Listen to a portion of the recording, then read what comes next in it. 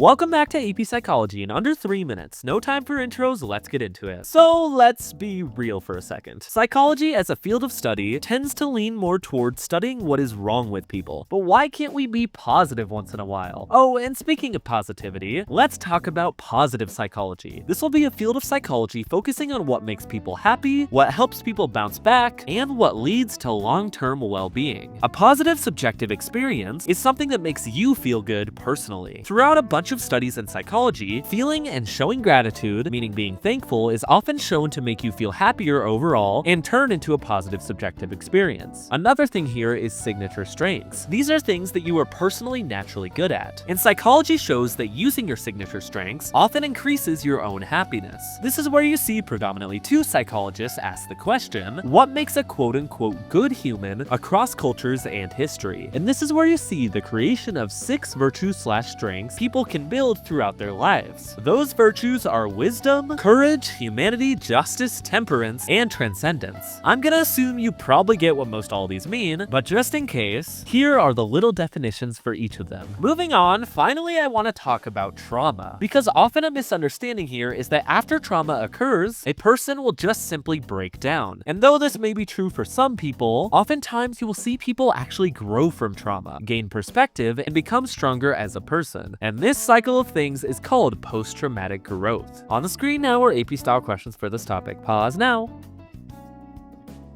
I'll put the answers on the screen now.